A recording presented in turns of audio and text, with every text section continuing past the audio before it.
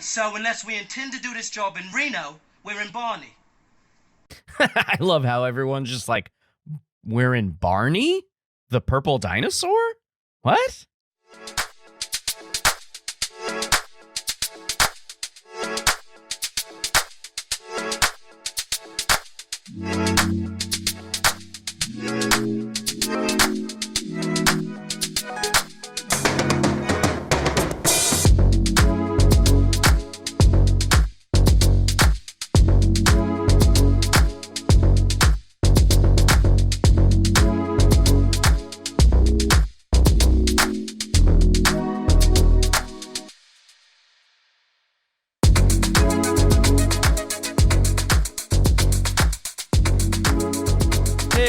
Everybody, and welcome to the Cinema Psych Podcast, the podcast where psychology meets film. I'm your host, Dr. Alex Swan, and in today's episode, we're going to go rob some banks. No, just kidding. Casinos. That's what we're going to go rob. We're going to rob some casinos. So we are going to jump into Ocean's 11, the 2001 remake of the 1960s Rat Pack film with Frank Sinatra and Sammy Davis Jr. and everything.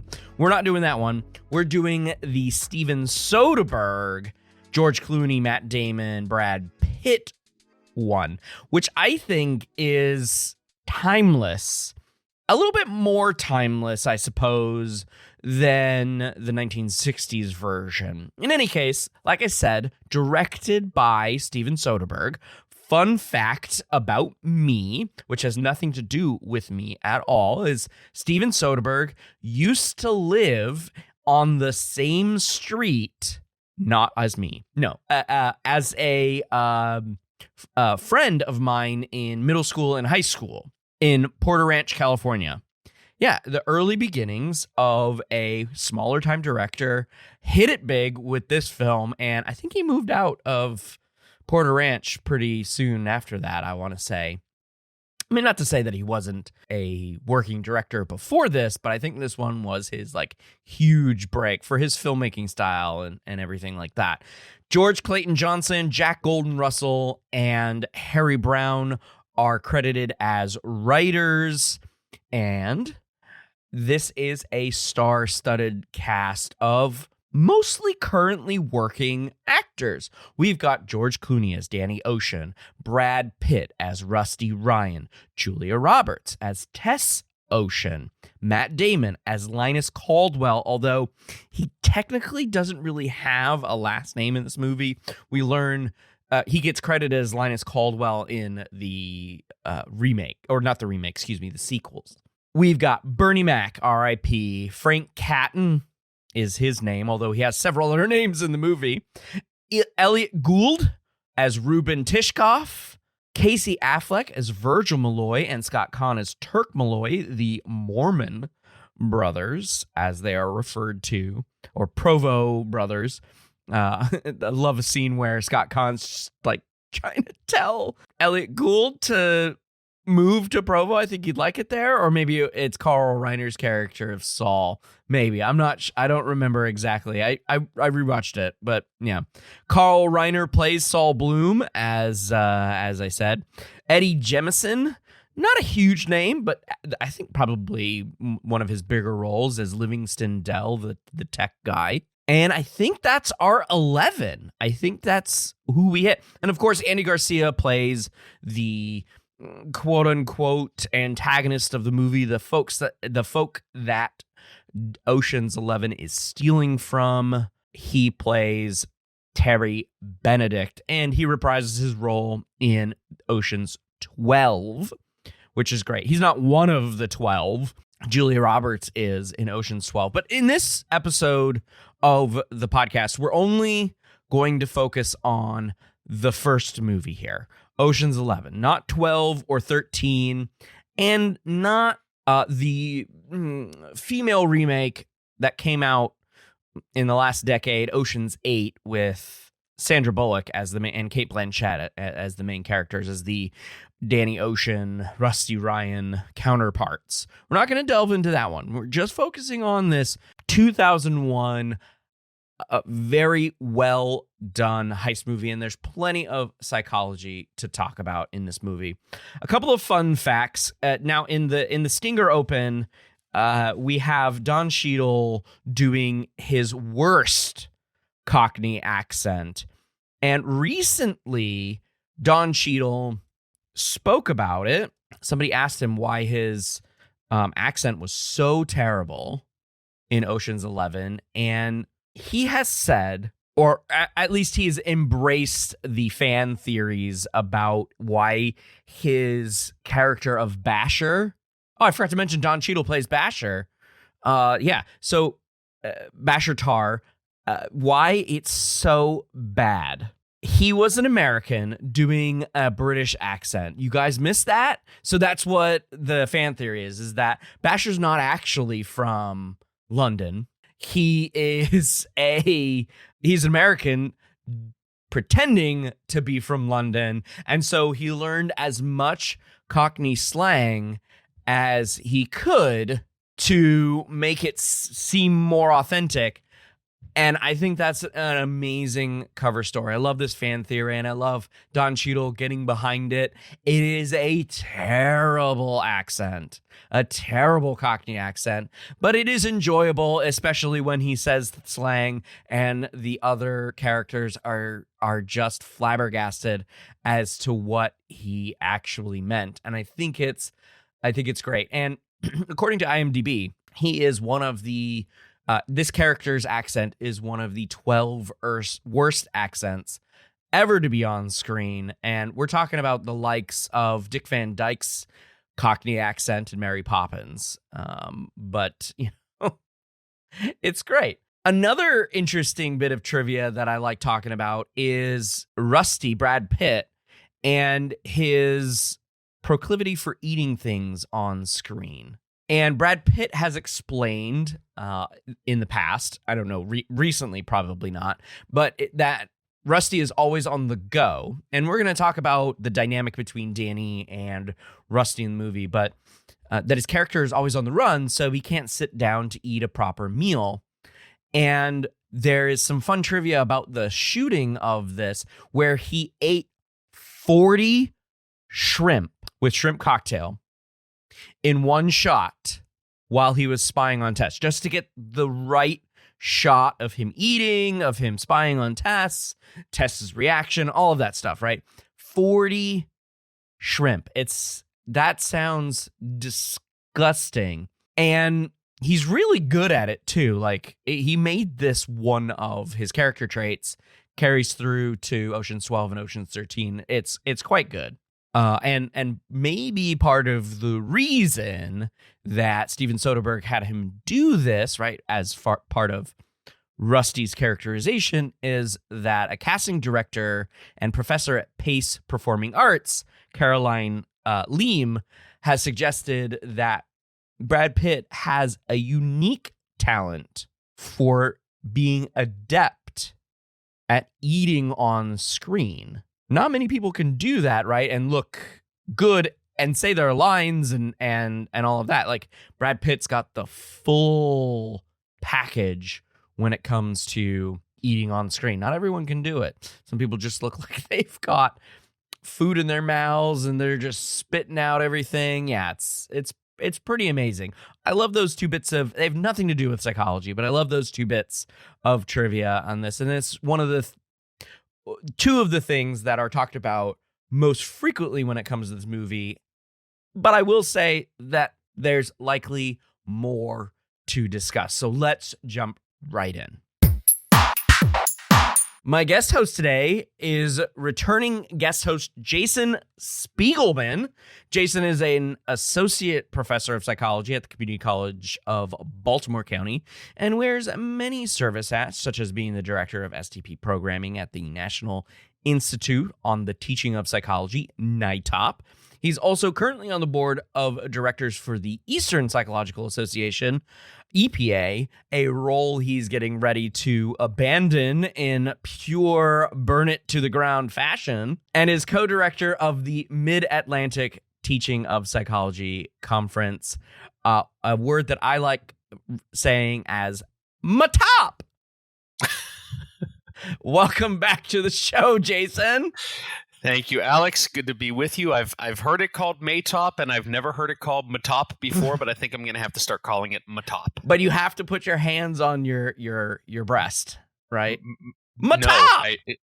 No, I don't, as it turns out. So yeah, thank you you do. for that. You do. Okay, yeah. So you are among the most frequent contributors to the program, but you haven't been on for a while. You were last on in June 2023, so we're coming up on 2 years since then, and that was when we tried the in-person. I'm still working on how to do audio bleeding and all of that stuff, talking to people in the same room, but we did Pulp Fiction. That was a fun discussion regardless, but that was at the AP Psychology reading back then. That was the last time we were in Florida, actually.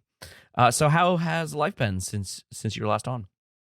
Life is good. No complaints. The teaching continues to go well, doing a lot of writing for the publishers, and as you very kindly pointed out, trying to make some contributions to the field, the teaching of psychology industry at various conferences. I'm going to miss you at this year's AP reading because I can't go, but maybe I'll see you at ACT in Minneapolis. Yeah, probably. Yeah, that's another one that I can drive to. Right. You're gonna save a few dollars on airfares, but no, life is good. Personally, my wife and I are very excited. Our oldest is getting ready to go to college this fall and has been accepted to quite a few very nice schools. And I think the best news is that he doesn't have to take Psych 101 from you. He tested out with AP Psych, and that's great. But we're really excited, and in not so distant news, I'm getting ready for bankruptcy. Those are related concepts. Right. Yes, so, exactly. Right? So, but no, we're getting our paperwork filed early. Everything is good, and thank you for asking. You bet. So we got a lot to talk about in Ocean's 11. I don't think people might think of Ocean's 11 or maybe heist films in general as richly psychological, but there's plenty of stuff in there. And you are one of the professors that likes to pull from pop culture as examples, right? Absolutely. Just earlier today, I was showing my students a clip from a new psychology-esque kind of cop show that stars Jesse Martin, and he was showing the that is embarrassing, where he has a recording, and then when he puts different words on the screen, you hear Bart Simpson bouncing. Yeah. And I just used that in my class today, and the students were just blown out of their chairs. So yeah, pop culture, make it relevant to them and something that they can relate to. So, heist shows are rich with psychology, just maybe in a direction that people might not immediately think about. Right. And there's a lot of dynamics that we're going to talk about today that are useful for group heist movies. Sometimes heist films are a Lone Ranger or maybe one other person, but this, we're talking about having to coordinate 11 people plus, to be honest, right? I know Tess isn't technically considered one of the people in this movie. She's the 12th of the sequel, but still she's a variable that still has to be managed, right? And so that's a lot. Yeah, absolutely. One of my favorite lines in the movie is when they're gathering their crew, and Danny and Rusty are sitting at the bar, and they're trying to figure out if they have enough. And Danny says, "You think we need one more?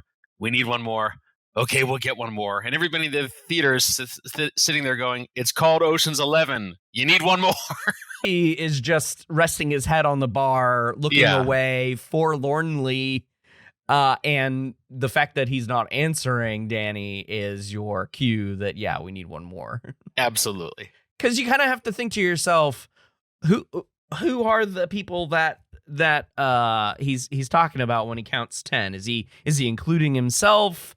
Right. There's a line between him and Linus during the heist where he's like, you didn't think I'd sit this one out, right? And Linus Of course. was taken aback as like, oh, you didn't think I could do this on my own? It's like, no, I'm one of the 11. It's called Ocean's 11, man. Come on, get with it. This is the one thing I like about this film franchise, before we get into the psychology of it, is it's very self-aware. I love the people playing themselves, the teen heartthrobs at the beginning of the film. Right, when they're doing the how to play poker, Topher Grace and Holly somebody or other. Holly Marie Combs. Yeah, from Charmed, I think. Yeah. Mm-hmm. The guy from Seventh Heaven. Hey, fellas, all reds. Yes. And it's just a mixture of hearts and diamonds, and you could tell Rusty's dying inside that whole time. So thoughts on the movie in general, Jason? What are your likes? What are your dislikes? I'm going to tell you, I don't have a whole lot of dislikes. This is a movie. This is one of those few movies where every time I'm scrolling through television with nothing to do and it comes on, boom, put the remote control down. This is just fun.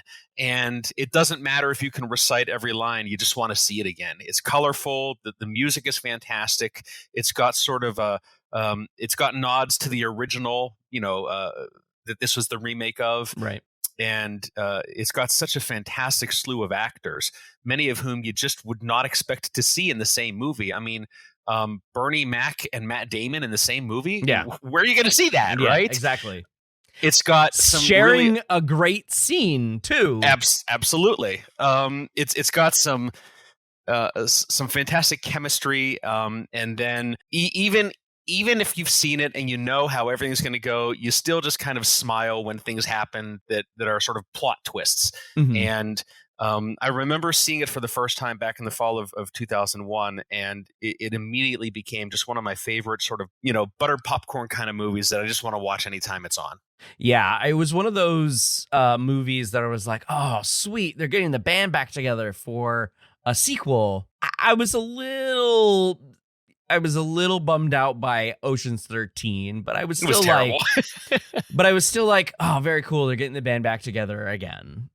It seems like the chemistry, as you were saying, amongst all of the cast and their various attributes, mm-hmm. And quirks and oddities. You're just like, man, that's so fun. They're such, like, I would want to hang out with them.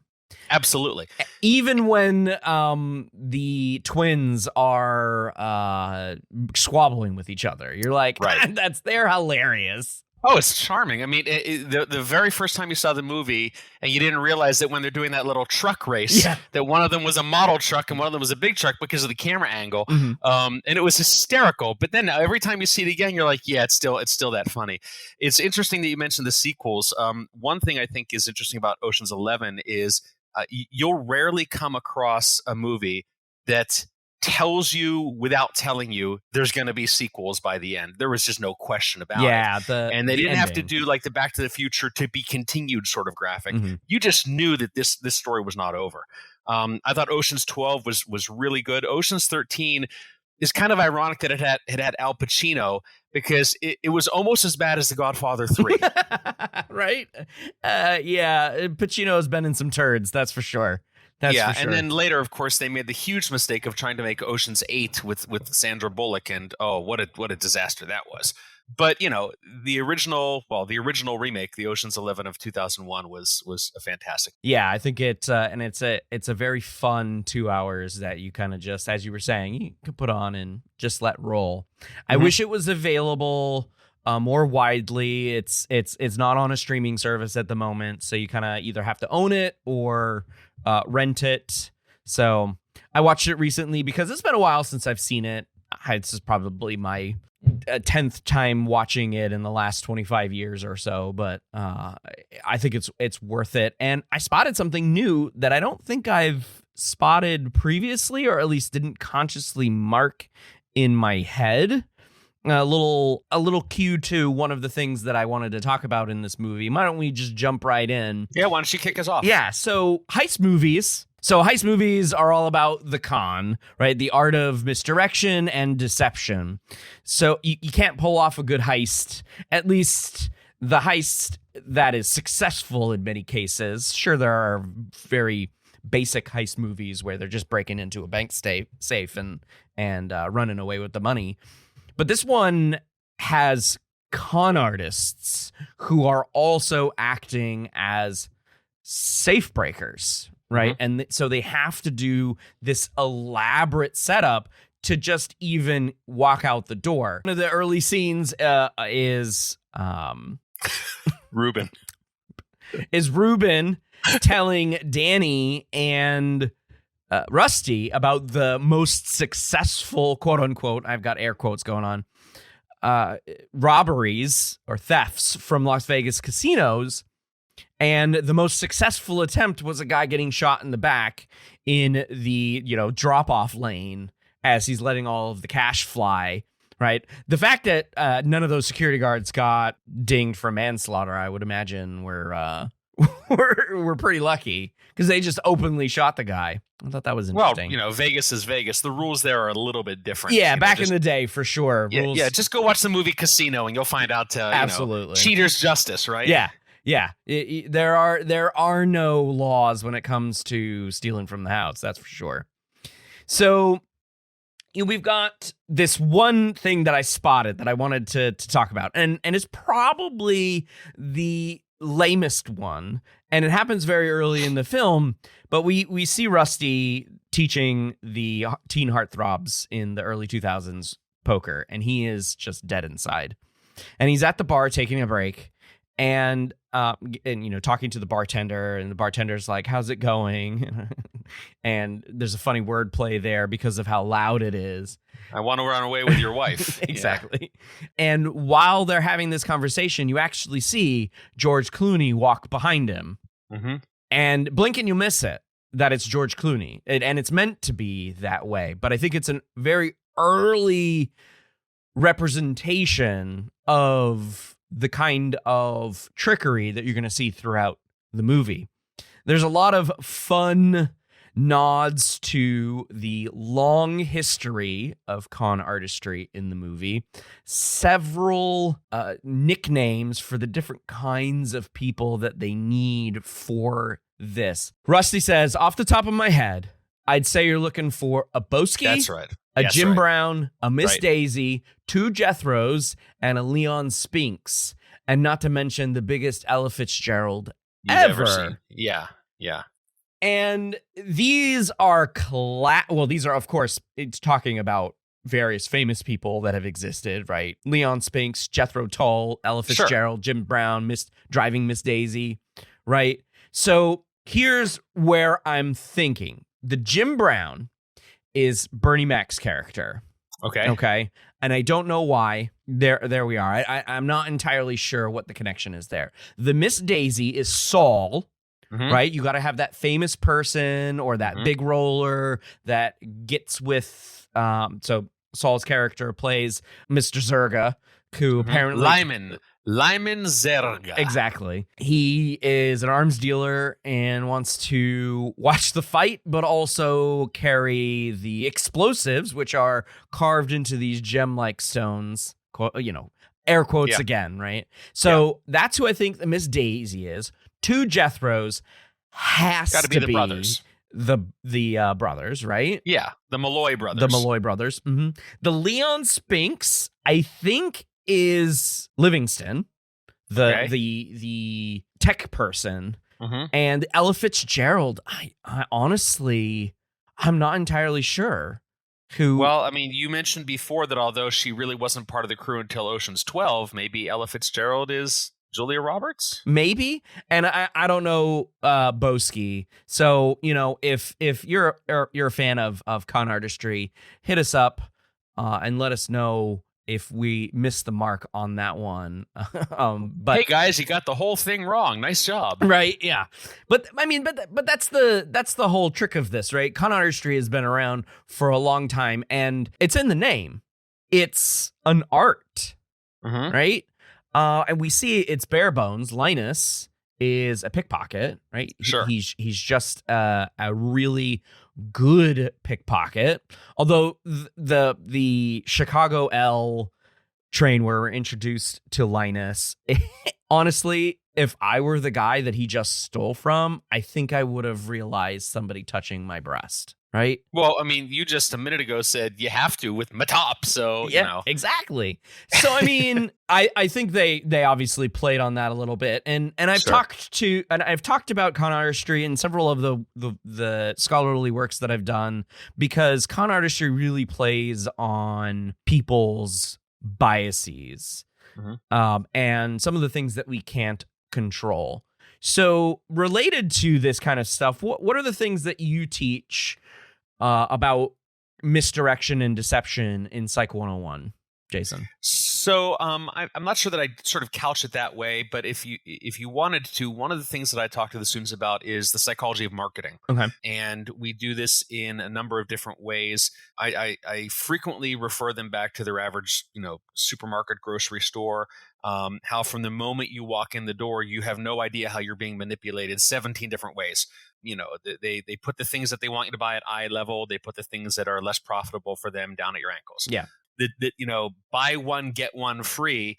Almost nobody knows that in your average supermarket, if you just take one, you're going to get it for half off, right? They don't understand that, or the way that they manipulate percentages or put things on the end caps, or all of those are couched in psychology. Mm-hmm. When the store wants you to buy their brand of a product rather than the name brand, then they make the container look similar to the name brand container. And the example I always use is like Lucky Charms cereal versus store brand fruity marshmallow cereal. If you look at the two boxes side by side, they're very, very similar. So we're getting into things like stimulus generalization and that sort of thing. So I use that a lot as an example of something they can really relate to, letting them understand that from the moment they walk in, psychology is at play. The other example I use, and it's relevant to this movie, is of a casino, right?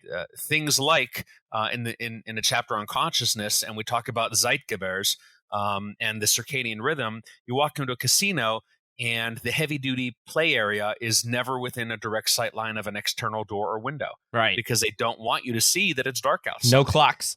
Right, no clocks. Now it's a myth, of course, that they pump in extra oxygen because the whole place would explode, but they do, through their sound systems, pump in crowd noise and ding, ding, ding, and money dropping into the trays of a slot machine. Yeah. So I give them some examples of how they don't want you to realize it's 3:00 in the morning and you should probably go up to bed, because if you leave the table, you can't lose. So those are some ways in which I tell them that their worlds around them are being a little manipulated to get them to behave in a certain way. And if you stay at the table, you definitely lose. Well, again, I hate to refer back to Casino, but it's another great movie. We'll have to do that next time. The cardinal rule of casino management: keep the players at the table. Right. And I tell the student, they don't care if you win. Yeah. They care if you leave. Yep. Yeah, they want you to stay there and keep spending your money. Right. One of the things that I enjoy about this movie, which upon first watch, I was trying to conceptualize it as best I could, like how they were able to do this misdirect. And it's clear as day. They take the plans for Terry Benedict's safe, and they build their own in a warehouse off the strip. And that's how they're able to do all of the things they need to do to pretend that they've got three guys just sitting on a bunch of cash waiting for the other bags to be taken, to McCarran Airport or whatever. So they could be at multiple places at the same time, right? Which I think is a great magic trick. And that's literally how some magic tricks are performed. You take everybody's attention, you put it over on one side of the stage, while something important to the trick is happening on the other side of the stage, or even inside of hand, where it's more close quarters too, where they're like, look at the things that I have in this hand, when they're doing something in their other hand. I think it's great, and magic works because our perceptual systems aren't built for magic.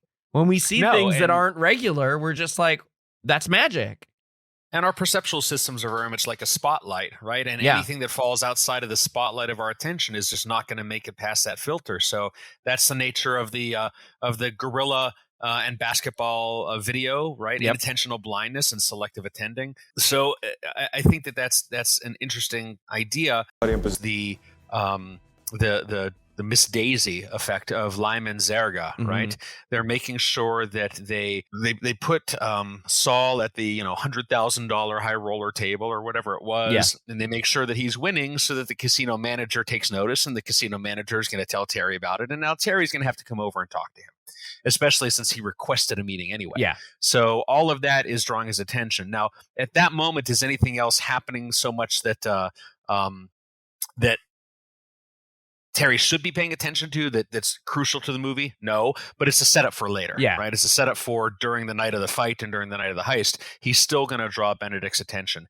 And Benedict even knows that his attention is being drawn away, but there's that part of him that says, I just can't turn my back on this arms dealer, so I'm going to give him my attention even though I know I shouldn't. Yeah, and you can tell in those moments that he's like, I don't know if I trust this guy. I don't know anything about him. And apparently it seems to be implied that Terry knows a little bit of the more seedier members of the planet. Of society. Yeah, right? Yeah, because when he says, I've never heard of them, and then his casino manager says, that's why I don't doubt it, right? That the seedy guys will keep themselves off of the internet, right? The early internet at that point, right? Well, sure. One other thing that's really interesting, and I think it relates to every movie, but a heist movie like this, even more importantly, is suspension of disbelief. Yeah. Right? There's a lot of things happening in this movie that even if it's a movie, you go, come on, that's BS. All 11 guys don't speak Yen's language, right? All 11 guys don't know how to crack a safe, and they're not all experts at explosives, right? So I think the thing that allows us to enjoy magic is we know it's crap. We know there's no such thing. And there's that moment of, well, maybe, right? So, and one of the fantastic scenes that gives us that suspension of disbelief is when they're all sitting around Ruben's living room, and they're looking at the plan on the TV, and then here comes the amazing Yen, and it would sound disrespectful if I tried to reproduce what he's saying, but he says something in his language, and without missing a beat, Rusty goes, yeah, no, we thought about that. We can't do that. Yeah. And I'm just sitting there in the theater going, come on now. What are we doing here? Rusty knows Mandarin. I mean, I think it's fair. Yeah, there it is. I think it's fair because Rusty is the only one who responds directly to Yen. Yeah, but in the sequels we also see we see that happening in Ocean's 12 when Yen is diving in the water and his air supply is cut off. He comes up and he goes blah blah blah blah, and then Bernie Mac says what? And he says it again, and Max says, "Oh, okay, I gotcha." So we're led to believe that he speaks Mandarin too. So maybe for anybody listening to this who speaks Mandarin, I apologize for the blah blah blah blah. I do not speak Mandarin. Yeah, so. It's better to say blah blah blah. I think in that, right? Yeah, exactly. Well, I mean, and I think magic works. I mean, as far as being more advanced now as a species than before, when things we couldn't explain were immediately called magic. Right. Or supernatural, to now where we know that movie magic is the thing. Sure. And the suspension of disbelief for pretty much all films, but absolutely this one, like, did they really plan for every contingency? You know? Well, here's another one. How exactly is it that Danny Ocean was getting the crap knocked out of him by a guy twice his size for 25 minutes, and then when Terry Benedict comes in the room, he has like one bruise on his cheek? Why does he still have teeth, right? Yeah. So they could have played that up a little bit more. Absolutely. Yeah, little plot holes that we pretend not to see them, right? Because I think it plays into the whole con artist motif. Like, and we're supposed to, these are the protagonists of the story, not to be confused with heroes. Right? They are just the people that we are seeing the story from their perspective. That's what protagonists are. And again, Terry Benedict is not the villain. He is the antagonist, right? The conflict maker. And so we're but we're meant to be endeared to these protagonists in many ways, and so we kind of let them be con artists to our minds. Well, it's interesting you mentioned that, because I was thinking about the idea of, to use the word that you started to use, the hero versus the villain character, right? And I think there's some interesting psychology happening there in the way the movie from the very beginning frames the character of Danny Ocean. Yeah, sure. Right? If you've seen this movie, you're cheering for Ocean and his crew to win, and you're cheering for Benedict to lose. Yeah. That's what you're supposed to do. But if you take a step back from it, Terry Benedict actually hasn't done anything wrong other than date a man's ex-wife, right? And run a successful casino. Well, and be really rich. But yes. Why exactly do we hate him so much? He has a lot of done money. Anything. He better be paying his taxes. He better be paying his taxes. Yeah. That's all I'm saying. Right. Now, Danny is in prison, and we never hear him say he didn't do it, right? He stole African tribal masks, right? And he gets a crew together to steal an ass ton of money from somebody who really didn't do anything wrong. So why are we cheering for him? And that reminds me of a couple sort of themes. One of them that you and I briefly spoke about before we started recording today was the whole Karate Kid idea, where for 40 years people have argued about who was the bad guy. Was it Johnny Lawrence or was it Danny LaRusso who stole Johnny's girlfriend, right? Why are we cheering for this guy or the other? And the Cobra Kai series has really brought that back into a more interesting conversation. The other thing that I briefly mentioned was, if you look at sort of the annals of professional wrestling, you've always got the good guys and the bad guys. They call them the kayfabes, who are supposed to be the slime balls. And yet in the last 20 or 25 years, wrestling lore has taken sort of a changed direction where people love the bad guys now. Mm-hmm. Why is that? Why are we cheering for Danny? Is it because he's charming and dresses nice? Yeah, absolutely. But we're framed throughout the whole movie to see him as the good guy, even though he's really a bit of a jerk if you think about it. And I think in my rewatch, I think he would agree with you. He would agree with you. I don't think he would consider himself the good guy. I think he would consider himself the winner. A man in love. Or he's a man in love. Yes. Right? At the end of the day, Ocean's 11 is a love story. Perfect. Okay. Perfect for Valentine's Day, right? There you go. One other thing that I wanted to add there is, like, why do we like Danny? Why are we rooting for him? Why are we rooting for Rusty? I mean, these are our two leaders of the Ocean's 11 crew, and it's 100% halo effect. That's why this movie has George Clooney, a classically handsome leading man, right? And he was at the height of his powers, late 90s, early 2000s. And the same reason why Frank Sinatra was chosen to be Danny Ocean in the 1960s version, right? Classically handsome, somebody who halo affects the whole thing.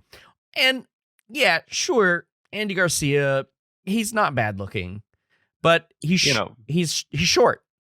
Listen, I wouldn't kick Brad Pitt out of bed. No, I would not either. Also classically handsome, right? And classically handsome, but like beyond the other qualities of handsome too, regardless of what his hair looks like.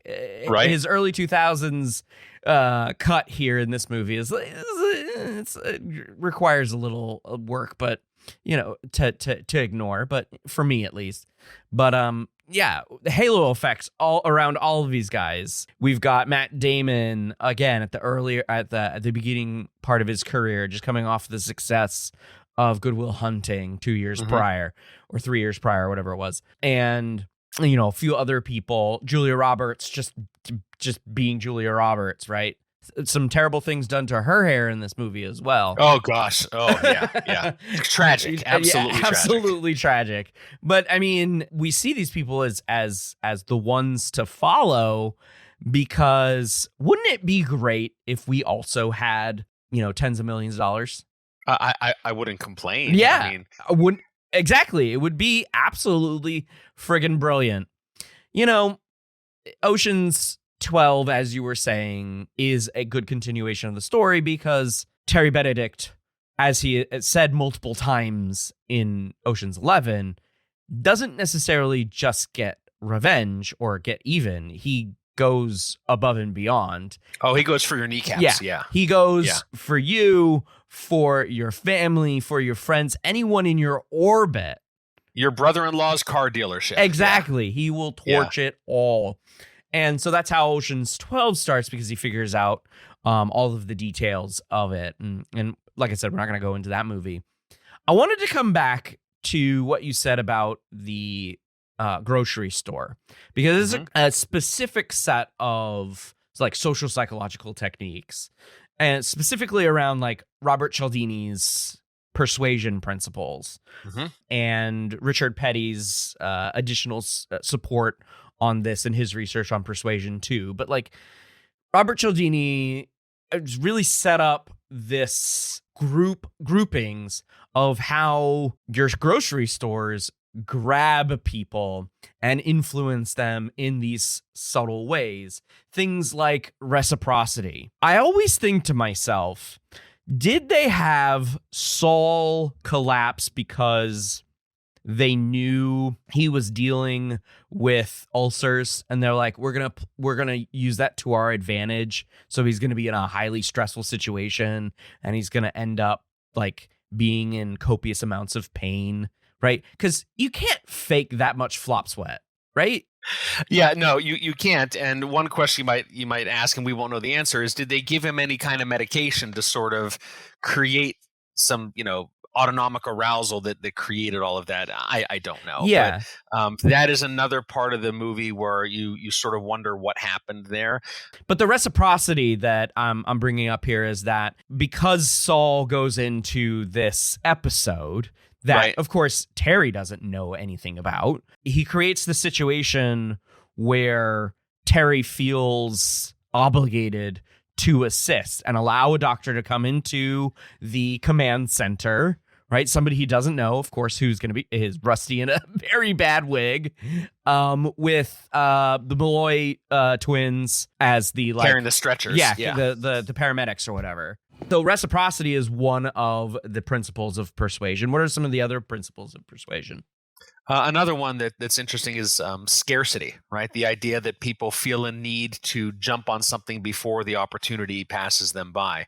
And there's a number of different ways in which that is played out in the movie.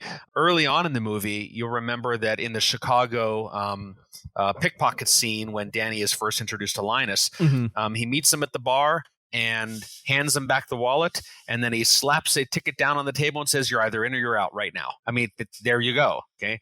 And of course it's nonsense, because at any other time over the course of the next week, Linus can simply walk away from it. But he says, you're going to have this one opportunity right now, or you can go back to feeling up stockbrokers on the subway.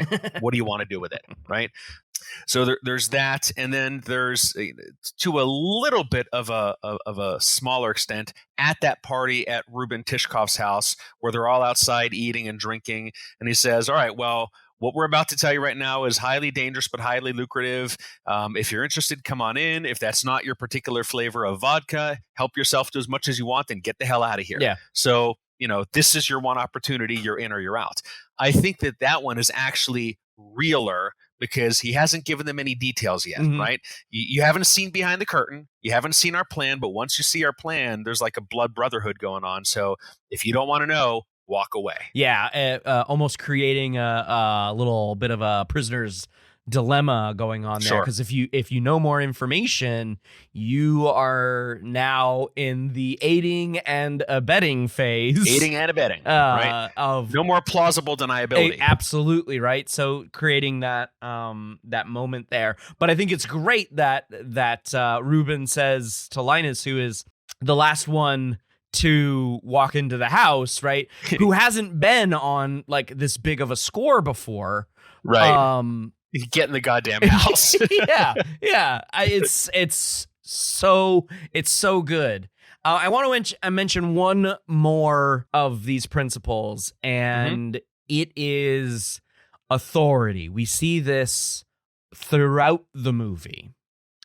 This principle that Cialdini came up with, authority, where people in authority positions are more persuasive than any random schmo that's out there who's trying to do the same thing. So Linus impersonates a Nevada Gaming Commission employee to root out Frank as these multiple different AKAs, and specifically referencing his prior issue, like his real prior issues. Like they really called out the Frank's old stuff from his old records from back on the East Coast. On the East Coast, yeah.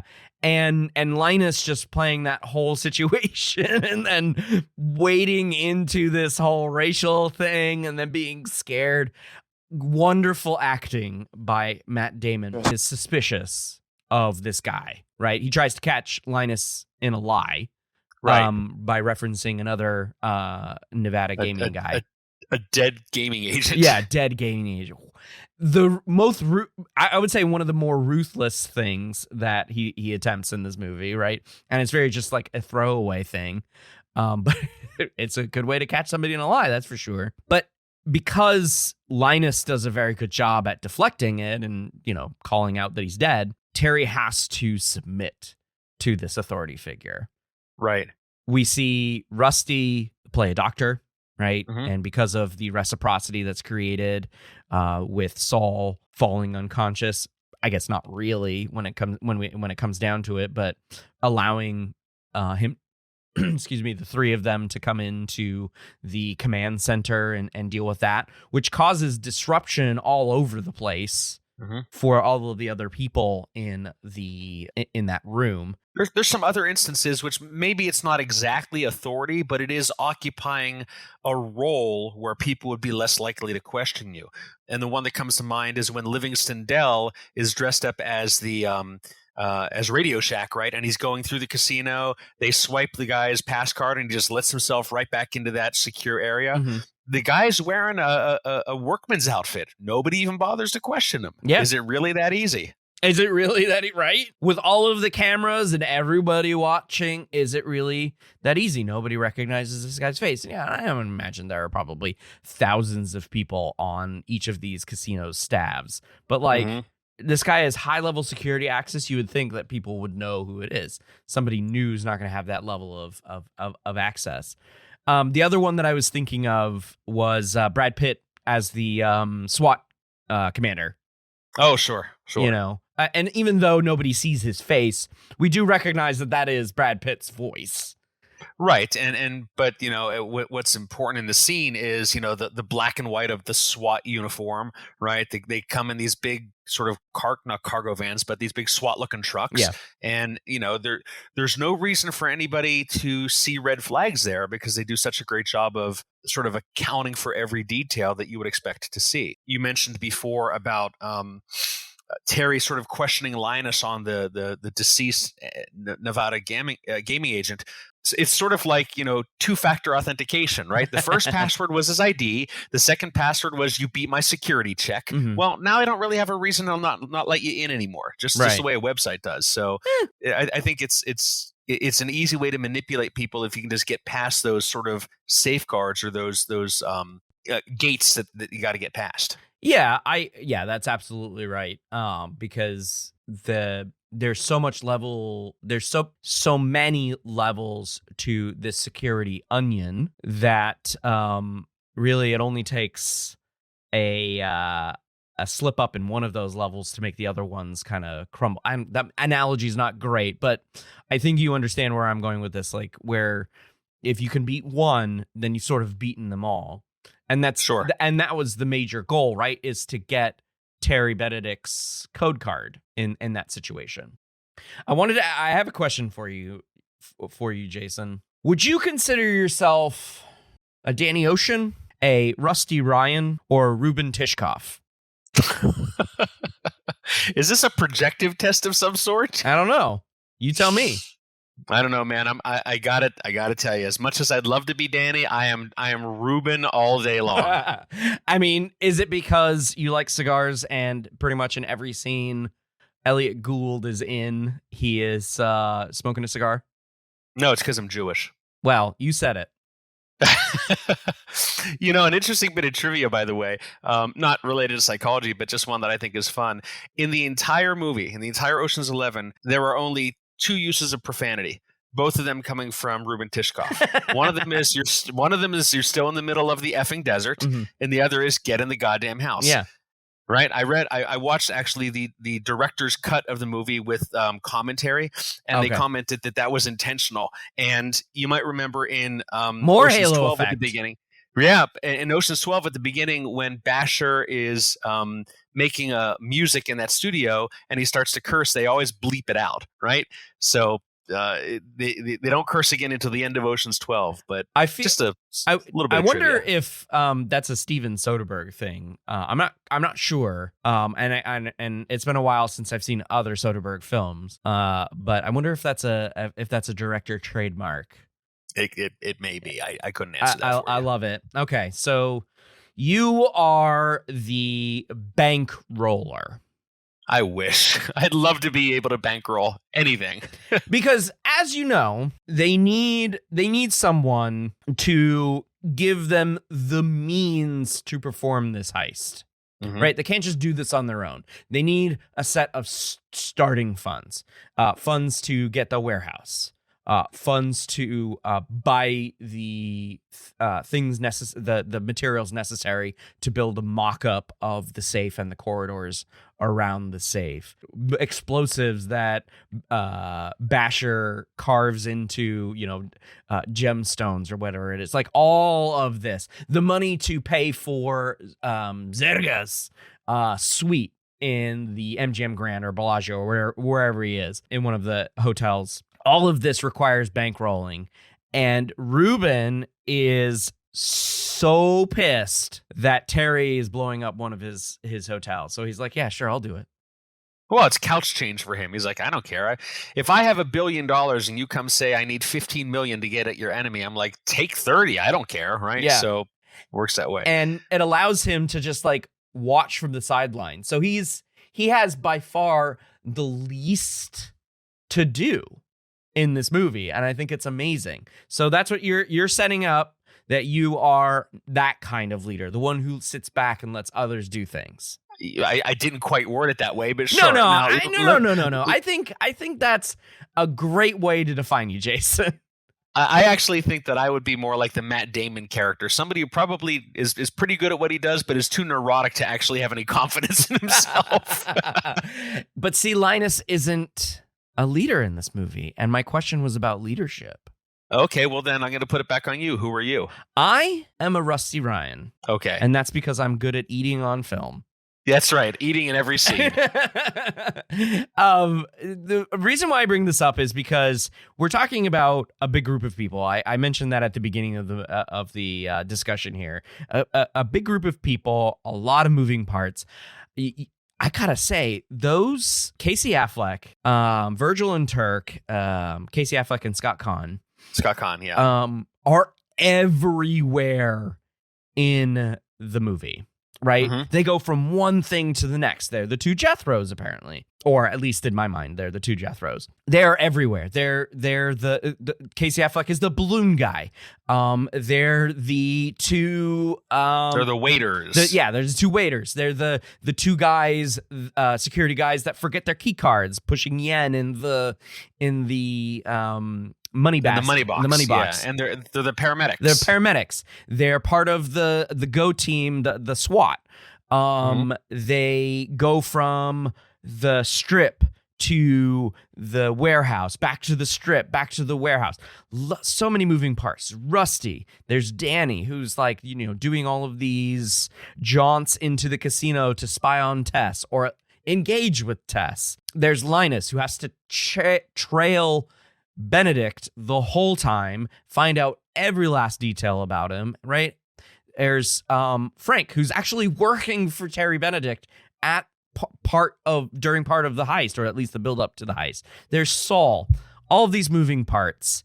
And for a group like this to work, you have to have a good leader.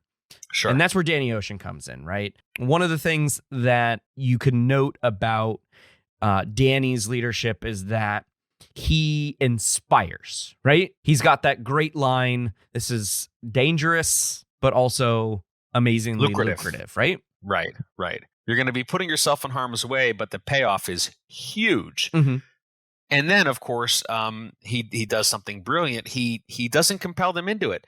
He doesn't even pressure them into it. He says, if you want in, come on inside, like we spoke about before. And if this isn't your cup of tea, help yourself to whatever you want, and no hard feelings. That is a really great way of making somebody do what you want when they don't realize that you're sort of pressuring them without pressuring them. Yeah, and it's a good motivation. He understands everyone's skill set. He understands everyone's skills that they might not even understand. So even though I didn't say that I was a Danny would go, okay, Linus Jason, have a little bit more confidence in yourself. Sure. Right? You are a confidence man.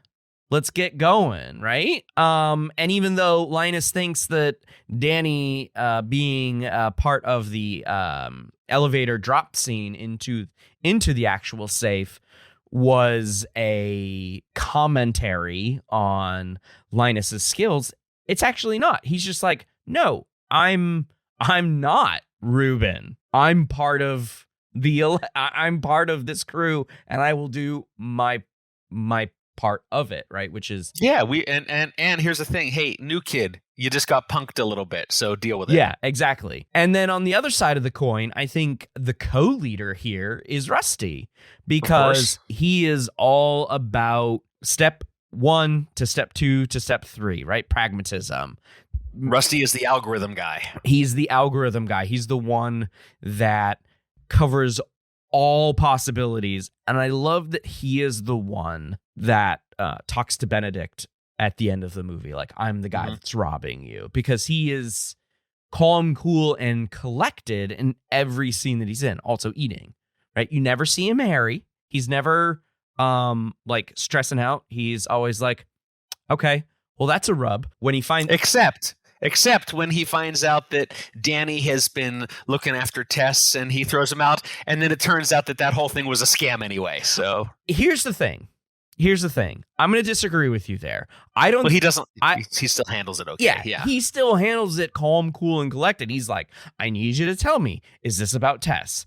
No, it's not about Tess. I need you to tell me, is this about Tess? Okay, well, a little bit about Tess.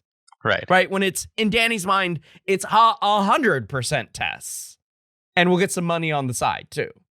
Right. Like, I have this entire elaborate plan as part of the entire heist to get Terry alone in a hallway, have Tess at a TV, turn to a specific channel so she can watch him say that he would prefer his money over her. Oh, I'll sell her out in a heartbeat. Yeah. Didn't even hesitate. Right? So, Danny had this whole elaborate plan. So it was 100% about Tess for him. Everyone else, money, of course. Sure. Maybe for Rusty, friendship with Danny. They seem like they go way back. Absolutely. Yeah, and Russ is really the glue that holds the whole plan together. Yeah. I mean, you even see from the very beginning, Danny's not going to do this without Rusty. So I don't really see Rusty as a right-hand man, so to speak. That's why I said co-leader, yeah. Yeah, I don't think that we have like Batman with his Robin here. I think we got like the Justice League. We got equal partners who just excel at different parts of what they do. Yeah. And I think it's just a mouthful to say Ocean's and Ryan's 11. Yeah, no, I don't think that would make a whole lot of sense. Right. It's not going to fit on a movie billboard. No, of course not. But both in their own ways know each person's skill set, know what each person's going to be doing. I mean, Rusty is the one who says we need these kinds of cons, and maybe Danny knew the things that they needed for this whole thing, but he was the one who actually said it out loud and made it real. You know what I mean? Well, he's also Danny's rock. I mean, he's also grounding Danny. As an example, Danny can read the blueprints of the safe, of the vault just fine, right? Mm-hmm. He doesn't need Rusty. What he needs is grounding. And then he says, take a look at this and tell me what you see. And I love the line, if I'm reading this correctly, and I like to think that I am, That's a great line, by the way. Danny doesn't need Rusty to read the vault plan. He knows what he's looking at. Yeah. He needs Rusty to be his sort of, I don't want to say his negative, not like a Neo and Smith kind of thing, but he needs him to be his rock and keep his feet on the ground. Yeah, absolutely. In looking up some things for this kind of group formation, Tuckman's stages of group development. I'd never heard this before, but I do love the words, except for number 5. It doesn't rhyme. The whole thing just gets destroyed by number 5. So apparently there are. Well, if you do the whole thing in a Cockney accent, maybe it'll work. Maybe it'll work. I'm not going to try. No, don't. Tuckman's stages of group development. Number 1, forming. Number 2, storming. Number 3, norming. Number 4, performing. And then number 5, adjourning. Oh, adjourning. Adjourning. He probably agonized over it. I would say if I were Tuckman, I would have agonized over step 5. I'm surprised that there isn't a step in there, like maybe between 1 and 2, called adorning, right? As you're building up your crew. No, it's algorithmic. There's an absolute sequence here of how they're going to do things. And they follow those 5 stages, perfectly. Yeah, I love the end where they go and watch the Bellagio water. You've been to Vegas. The water dance. You've been to Vegas, right? You've watched this this water dance. Yeah, the dancing fountains. Yeah. Mm-hmm. And then just one by one, they disappear. Just like one by one, they were added to the crew. Mm-hmm. So the crew forms, the crew disbands. Mm-hmm. But we know that, again, the first time I saw this movie, my first thought was, this is not the end of this. There's going to be more. You could have ended the movie right then and there. Absolutely could have. But they go on to 3 to 6 months later, which is a sentence for, I guess, parole violation, right? Because he was not allowed to leave the state of New Jersey. And so 3 to 6 months later, Rusty picks him up at the same, I think what is the same prison that he leaves in the beginning of the film, but he's got a surprise in the back seat. He's got Tess in the back. He's got one of Danny's personal effects. His personal effects, yeah. His personal effects, yeah. And I love the callback to the liar and thief back and forth between Tess and Danny. You're 30 seconds late. I was about to send out. Now that Danny Ocean's out, and you know that in those 3 to 6 months. We don't know how long it's actually been, but in those 3 to 6 months, Terry has been tearing the whole day apart, minute by minute, to find out who, what, when, where, how, etc., which is the kind of man they set Terry up to be. So I'm glad they did come up with the with the sequel pretty quickly afterward. Like it wasn't that much of a time difference between 11 and 12. I think it was like 3 years, something like that. Something like that, yeah. Again, I know you said we don't want to spend a whole lot of time on 12, but one of the best parts of 12 was when they take the fourth wall and they just blow it up. Oh, no. By making Julia Roberts play Julia Roberts. This is my least favorite aspect of 12. I thought it was hysterical. Yeah, they're playing to people like you who are like, oh, they did a thing. They're like, well, it's because they had people playing themselves in Ocean's 11. Right. And like Lennox Lewis and so on. Right, Lennox Lewis and whoever his opponents there, they play themselves. The famous HBO boxing announcer plays himself. Right. With lines in the movie. Again, the teenage heartthrobs acting like idiots in the beginning of the movie. And it's funny because I don't think they're, let me look. Are they billed as playing themselves?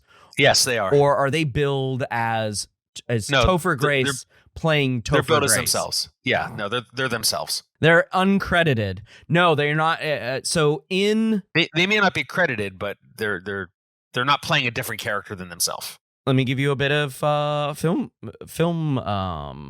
knowledge education. Here. Yeah, some film education here. If it says their name, they are playing a fictional version of themselves. If it says himself or herself, then they are playing their actual self. Oh, no, that I did not know. Yeah, so that's a little difference there. That's some filmmaking trivia for you all, just so you know. So like it says Barry Watson, who was on Seventh Heaven, it says he's playing Barry Watson uncredited. that means he's playing a version of himself. Gotcha. Speaking of which, did you know that Don Cheadle, who played Basher, was uncredited in Ocean's 11? That's why I missed him in the intro. So he is uncredited because he insisted that he wanted his credit to be above the title with Clooney and Pitt, and they wouldn't give it to him. And he said, either you put me above the title or make me uncredited. And then in Oceans 12 and 13, he was above the title. I think he had a little bit more cred after that. Right? Yeah. I think they were willing to... Maybe he realized with that horrible Cockney accent, maybe I didn't deserve to be above the title. One other bit of trivia, by the way, you remember in Ocean's 12, Bruce Willis shows up, to play off of the fourth wall Julia Roberts thing. Did you know that originally Bruce Willis was supposed to be Danny Ocean? I think I do recall that bit of trivia of casting, and I think we dodged a bullet there. Oh, it would have been horrendous. It would have been absolutely terrible. I don't think he has enough charisma, halo effect going for him. Yeah, but he doesn't have the Yes, he doesn't have the physical characteristics, but he doesn't have the charm, and that's the Sinatra sort of Clooney thing you were talking about before, where they just exude that alphaness without being caveman-y, right? Yeah, Bruce Willis will always be John McClane, right? And there's no way that you're going to see him playing Danny Ocean without also seeing a little John McClane in there. So I think that would have been a mistake. Yeah, and up till this point, I don't think George Clooney had a role that defined him the same way that John McClane had already defined in 3 movies, right? Die Hard with a Vengeance came out in 97, so he was already firmly John McClane. I don't know, man. George Clooney was in The Facts of Life, and that was pretty good. That was not a role defining. That was not a no. A career defining role? No. Forgettable. It's a forgettable role. Yeah. Come on. Yeah. Right? Seriously. What are you doing over here? Not much. Jeez. All right, Jason. One more bit of psychology that you want to toss at us from this movie. So one of the things that we spoke a lot about earlier was the leadership, the work of both Danny and Rusty as they're corralling all the members of the group together. Mm-hmm. But within that group, social identity theory tells us that individuals derive their self-concept from affiliation within a certain group. Okay. And these crew members are all part of, a very elite team with their individual skill sets and their individual specialties. But by the end, they're all part of this, 11-armed octopus that is Ocean's 11. Mm-hmm. Yeah. So what becomes the new identity then? I suppose the new identity is hating Benedict. That's something that they can all get behind. And that becomes interesting because we really never get anything from anybody other than Danny Danny and Ruben, of course, why they would dislike Terry Benedict. Mm-hmm. They're all in it for the money, and yet over the course of the movie, their dislike of the man grows and grows and grows for maybe some legitimate reasons. He's kind of a bit of a prick, but what's interesting is that Henri Teifel and Tajfel. I was taught it's pronounced Teifel. I'm sure other people say it differently. He gave us the idea of in-group bias, where team members are going to prioritize each other's well-being. Mm-hmm. And that becomes something that we see a few different times.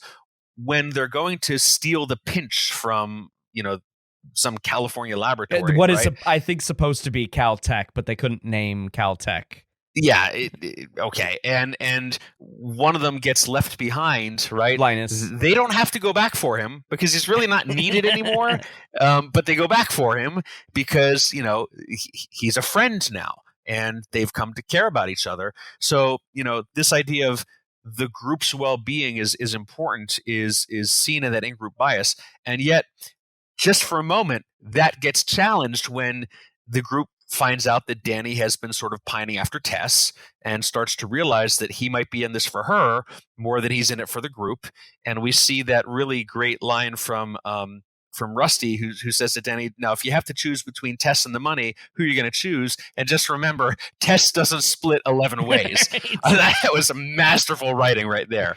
But, we find out later on that that's all part of the misdirection. We find out that that's a bit of the scam as well. Mm-hmm. But, it galvanizes the others to work together once they think that Danny's out. Once sort of their executive function guy is out, now they've got to work harder together and come together as a unit. On the flip side of that, we have the man who is a group of one, a loner, right? Benedict isolates himself so well that he has all of these people at arm's reach. He doesn't even want to kiss Tess in public because someone's always watching, right? So in my casino, someone's always watching. And so he isolates himself. So we have these two great, is probably some great storytelling technique going on here that I don't know the actual names of, but it's just like we've got this great group of dudes who are and Tess to some extent are broing out. They're getting to know each other. There's some shorthand. Two of them are literal brothers, right? And even though they bicker at each other, like they still get their stuff done. And people are looking out for Saul. Turk suggests to Saul, like, you should come live. Move to Provo, right? Yeah. And then you've got Terry Benedict, who has isolated himself completely to everyone around him, and only does he have communication between his casino managers and his ops manager and these high rollers, which he has like double arm's length relationships with. And then he's got this really cold and aloof relationship with Tess. And he's just like great dynamic that they've got going on there because he's got no one to rely on. Well, we also see some sort of indications of some pretty significant psychopathy in him. And sure, you see that where he has the charm when he needs it. And some examples you mentioned are when he's glad handing the high rollers, right? And they believe that he's genuinely interested in them. Another one is when he asks his casino manager how his family's doing, right? But I think I remembered him saying he knows the first name of everybody who works for him. So when he gets out of his car and somebody opens his door, he says, thanks, Jim.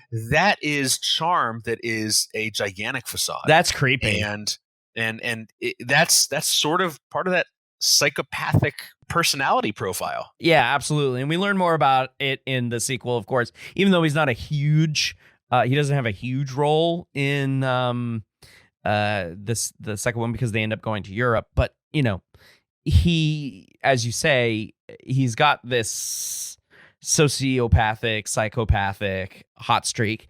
I mean, it's constantly alluded to in 11, right? Of how one of them says, "Are you scared?" and the other says, "Are you suicidal?" Yeah, yeah, exactly. Yeah, that suicide. The suicidal line is Ruben. Are you suicidal?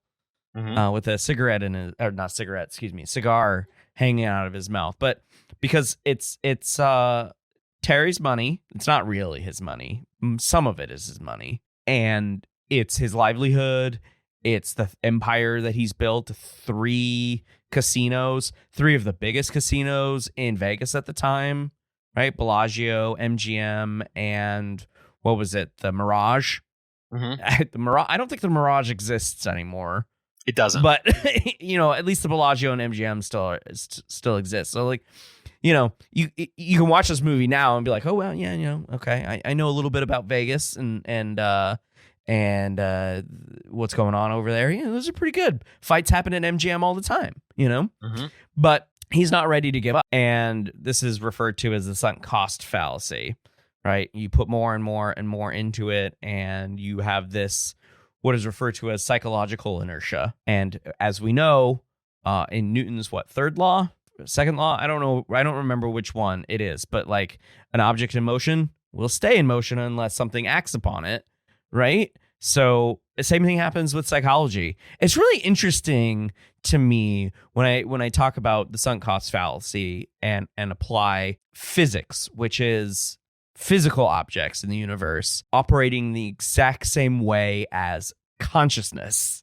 It's wild. The sunk cost fallacy, the students often have difficulty getting it, and I tell them the thing that maintains the sunk cost fallacy for many people is just arrogance. It's a sense of ego. I can't admit that I made a bad investment. I can't admit that I made a bad choice.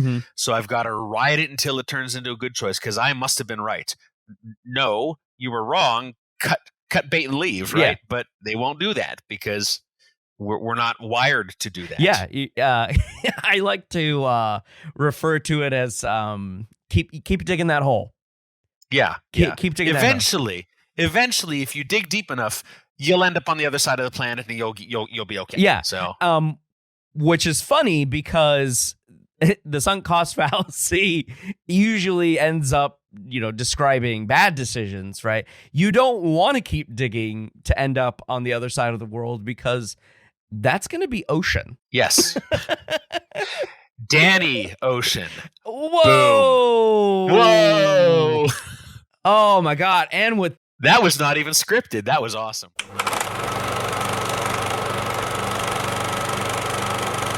I want to thank Jason Spiegelman for joining me to discuss Ocean's 11 and a little bit of 12, I guess.